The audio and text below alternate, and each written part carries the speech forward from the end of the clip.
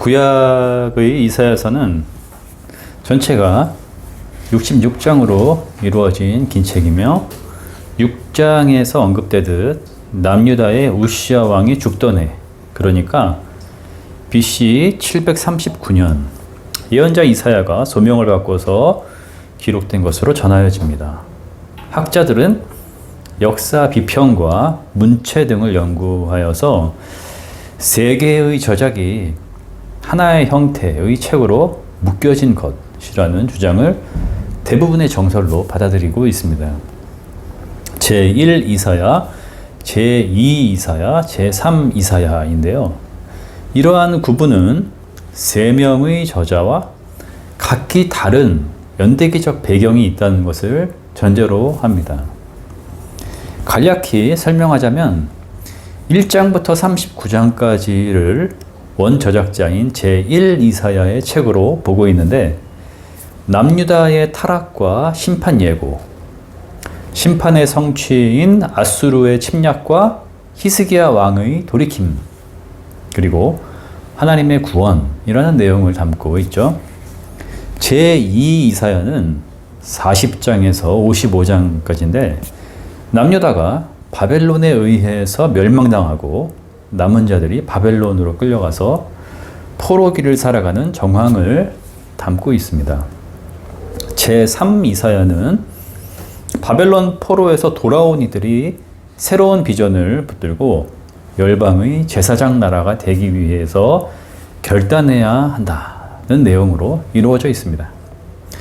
오늘 우리의 본문인 55장 1절에서 5절은 제2 이사야에 속한 본문이며 그 배경은 바벨론 포로 후기가 됩니다. 당시 바벨론 제국은 내부 분열과 페르시아 고레스 왕의 연이은 승전보로 인해서 세력이 급격히 약화되고 있었습니다. 예언자는 하나님의 심판의 시기가 지나가고 있으며 이스라엘은 하나님의 언약으로 새롭게 정화되리라는 것, 이제 바벨론을 떠나서 본국으로 돌아가야 한다는 것을 예언하고 있습니다. 하나님의 소명을 깨닫는 영성, 그리고 시대를 보는 안목이 탁월한 사람이었죠. 이 예언자가 해야 할 일은 세 가지였습니다. 먼저는 백성들의 상황을 인지하고 하나님의 위로를 선포하는 것이었습니다. 두 번째는 그들에게 비전을 제시하는 것이었고, 세 번째는 바벨론을 떠나 시온을 향하도록 설득하는 것이었습니다. 당시 백성들의 상황을 잘 보여주는 40장 27절의 내용은 이렇습니다. 야곱아, 내가 어찌하여 불평하며 이스라엘아, 내가 어찌하여 불만을 토로하느냐? 어찌하여 주님께서는 나의 사정을 모르시고 하나님께서는 나의 정당한 권리를 지켜주시지 않는다 하느냐? 그들은 바벨론 사람들에 의해서 지배당하고 억압당하는 현실과 낯설고 척박한 환경에서 생존해야 하는 어려움에 직면해 있었습니다. 40장 30절에서 언급되듯이 젊은이들이 피곤하여 지치고 장정들이 맥없이 비틀거릴 정도였습니다. 그런데 그들의 마음과 생각을 절망적으로 무너뜨리고 고통스럽게 했던 것은 여호와 하나님 신앙이 뿌리째 흔들리게 되었다는 점입니다. 이집트에서 구원하신 하나님, 다윗과 영원한 언약을 맺으신 하나님, 아수르의 침략에서부터 구원하신 하나님, 보호받는 도성 시온, 이러한 신념들이 산산조각 나게 된 것이죠. 성전과 성읍들은 황폐화되었고 사람들은 죽거나 포로가 되었습니다. 바벨론의 신 마르둑은 승리와 영광을 안겨주는 제국의 신으로 추앙받았습니다. 시편 89편을 보면은 그 상황이 얼마나 처참했는가를 여실히 볼 수 있습니다. 영광은 끝이 났으며 자신들은 수치거리가 되었다라고 토로하고 있죠. 89편 49절입니다. 주님, 주님의 신실하심을 두고 다윗과 더불어 맹세하신 그 첫사랑은 지금 어디에 있습니까? 이러한 상황에서 제2 이사야의 예언이 시작됩니다. 첫 소절인 40장 1절과 2절은 하나님의 위로가 선포되죠. 너희는 위로하여라. 나의 백성을 위로하여라. 너희의 하나님께서 말씀하신다. 예루살렘 주민을 격려하고 그들에게 일러주어라. 이제 복역 기간이 끝나고 죄에 대한 형벌도 다 받고 지은 죄에 대하여 갑절의 벌을 주님에게서 받았다고 외쳐라. 예언자는 하나님의 위로가 이스라엘 위에 풍성히 내리고 있음을 계속해서 전합니다. 51장 3절입니다. 주님께서 시온을 위로하신다. 그 모든 황폐한 곳을 위로하신다. 54장 4절입니다. 두려워하지 말아라. 내가 이제는 수치를 당하지 않을 것이다. 당황하지 말아라. 내가 부끄러움을 당하는 일이 없을 것이다. 하나님이 무능해서 바벨론의 신에게 패배한 것이 아니라 고대 시대에는 이러한 생각이 지배적이었죠. 신실하지 못해서 다윗 언약을 폐기한 것이 아니라 하나님의 뜻을 저버리고 타락한 이스라엘을 향한 징계와 정화를 위한 기간이었고, 이제 그 기한이 끝났으므로 하나님의 위로가 이스라엘 위에 풍성히 내리고 있으며 신뢰관계는 회복되었다라고 선언하고 있는 것입니다. 예언자는 다음 단계로 비전을 제시해야 했습니다. 어떤 비전인가요? 남은 자들이 기대하고 바라는 희망찬 미래의 차원이 아니라 하나님이 어떻게 이스라엘을 회복하실 것인지, 이스라엘은 어떠한 희망으로 새로운 미래를 결단해야 하는지를 전해야 했습니다. 오늘의 본문이 그 내용을 잘 담아내고 있죠. 1절입니다. 너희 모든 목마른 사람들아 어서 물로 나오너라. 돈이 없는 사람도 오너라. 너희는 와서 사서 먹되 돈도 내지 말고 값도 지불하지 말고 포도주와 젖을 사거라. 목마름과 배고픔에 대한 갈증과 허기를 느끼는 이들은 모두 하나님의 식탁 앞에 초대될 것이며 억압과 눈치를 볼 필요 없이 당당히 기쁨을 즐기되 돈이나 값을 지불할 필요가 없이 포도주와 젖을 누리는 풍성한 잔치를 맛보게 되리라는 것입니다. 예언자는 지금 비현실적이거나 몽상가적인 발언을 하고 있는 걸까요? 2절과 3절에서 강조하는 말씀들을 통해서 그 의미를 파악할 수 있습니다. 들어라. 내가 하는 말을 들어라. 그리하면 너희가 좋은 것을 먹으며 기름진 것으로 너희 마음이 즐거울 것이다. 너희는 귀를 기울이고 나에게 와서 들어라. 그러면 너희 영혼이 살 것이다. 내가 너희와 영원한 언약을 맺겠으니 이것은 곧 다윗에게 베푼 나의 확실한 은혜다. 하나님의 말씀을 듣는 것이 강조되고 있죠. 기쁨과 영혼의 만족을 주는 그 말씀에 귀를 기울이는 것만이 지속적인 목마름과 허기로부터 이스라엘을 해방시킬 수 있다는 것입니다. 하나님의 영원한 언약, 곧 나는 너희의 하나님이 되고 너희는 나의 백성이 되리라. 이러한 신실한 약속 위에서 하나님의 보호는 지속되리라는 선언을 하고 있는 것이죠.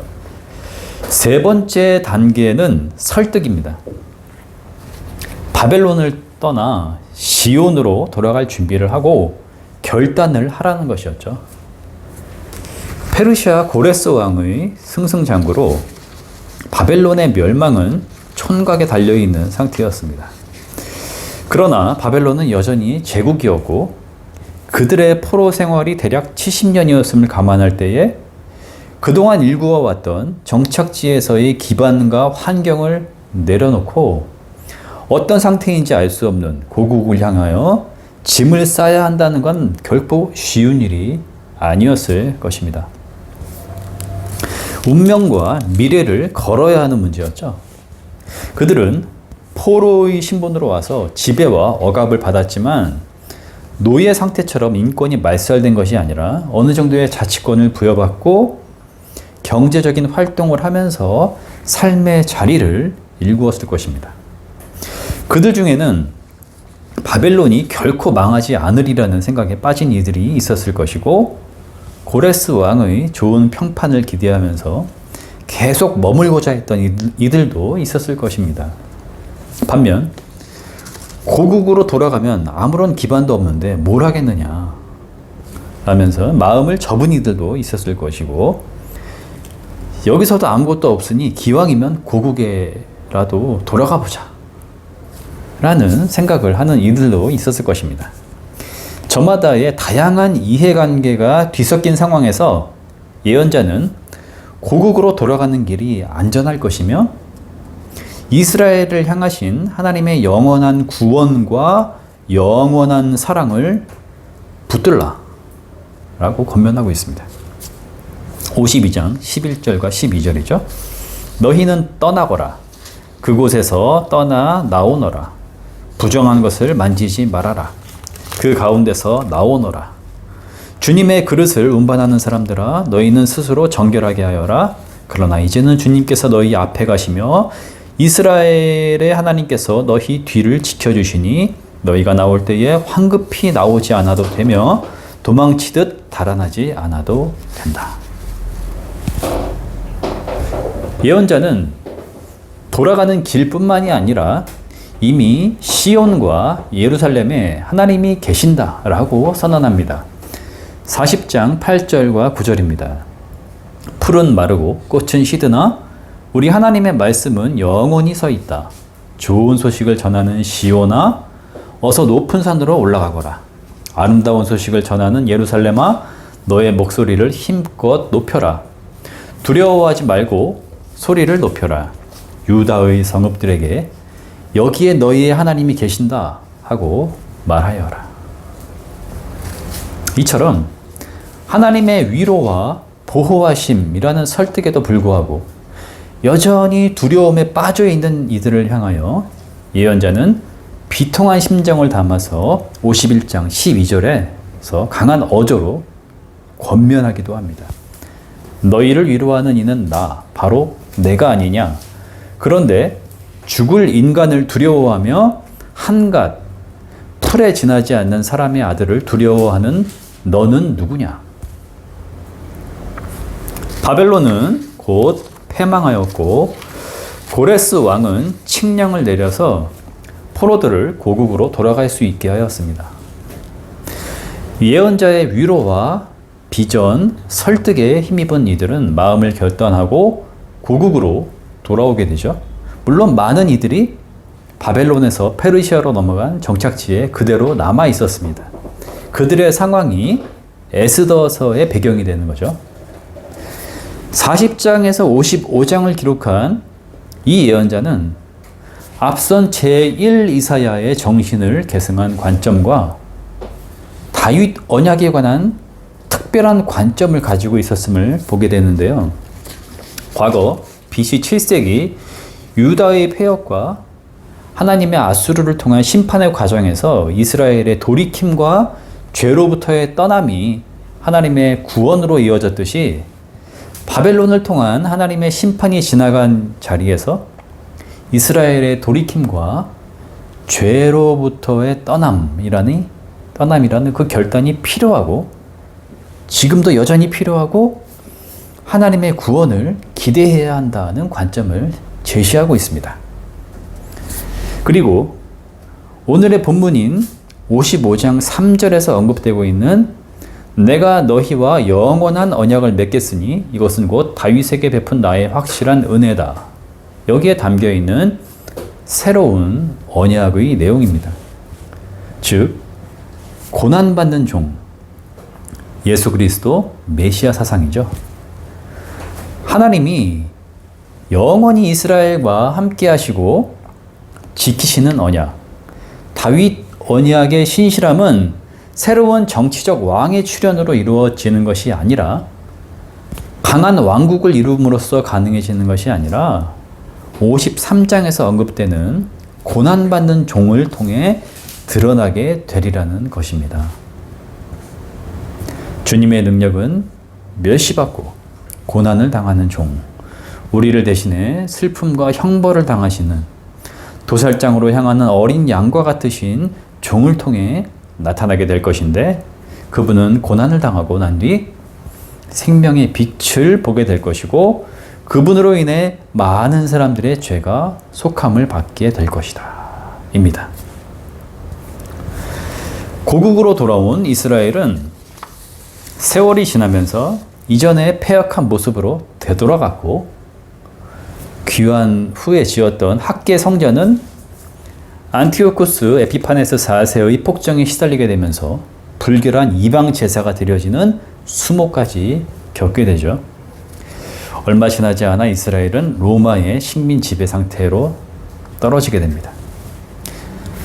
예수 그리스도를 하나님의 영원한 언약, 우리와 함께 하시는 하나님, 곧 임마누엘이시며 죄와 죽음에서 해방시키신 구원자로 신앙 고백하는 초기 그리스도인들은 제2 이사야의 고난받는 종 메시아 사상을 예언의 성취로 받아들이게 됩니다. 율법의 짐과 바벨론과 다를 바 없는 로마 세계의 성공 이념에서 돌이켜 십자가의 도와 부활 생명의 길로 떠난 이들이었죠. 현대 기독교인들은 이사야의 예언과 초기 기독교의 신앙 고백 모두를 하나님의 뜻이 대언되는 말씀으로 받아들이고 있습니다. 여전히 이 세계에는 제국이 존재하고요. 자본주의와 각자 도생이라는 지배 논리가 강력한 힘을 발휘하고 있습니다. 소유와 성공지향, 사람에게 인정받지 못할까 봐 두려워하고 제2 이사야가 비전으로 제시하였던 영원한 구원과 영원한 사랑이신 하나님을 경외하려고 하지 않습니다. 해야 할 일들, 들어야 할 정보와 뉴스, 걱정과 염려가 넘쳐나는 세상이죠. 하나님 신앙의 본질은 믿음의 조상 아브라함이 그랬고 출애굽과 예언자 전통, 초기 기독교 신앙 고백이 보여주듯 말씀을 통한 자각과 떠남입니다. 55장 8절에서 말하듯 하나님의 생각과 길은 우리의 생각과 길과는 다르고 하나님의 길과 생각은 우리의 길과 생각보다 높으시다 라는 성경의 말씀을 받아들이는 거죠. 이 세계가 요구하는 것들로 인해서 일상에 과몰입하거나 자기 집중으로 인해 듣는 귀가 막히고 머리 위 공간 너머의 하늘을 볼 수 없게 된다면 이 세계의 참된 현실과 예수 그리스도를 통해서 열어놓으신 생명의 길을 바라볼 수 없게 될 것입니다. 무엇에서부터 어떤 행실로부터 떠나야 한다라고 여기서 언급할 것이 아니라 무엇이 우리의 생명을 파괴하고 있는지, 어떠한 것들이 자유와 감사와 기쁨이라고 하는 복음의 정신을 말살하고 있는지, 왜 우리의 귀가 생명의 말씀을 듣는데 막혀 있는지 바로 직시하고 성령께서 그것을 깨닫게 해주시기를 간구하고 예수 그리스도가 이러한 상태에서 우리를 구원하시는 유일한 길, 하나님이심을 신뢰하는 것이 최선이라고 말씀드리고 싶습니다. 아멘.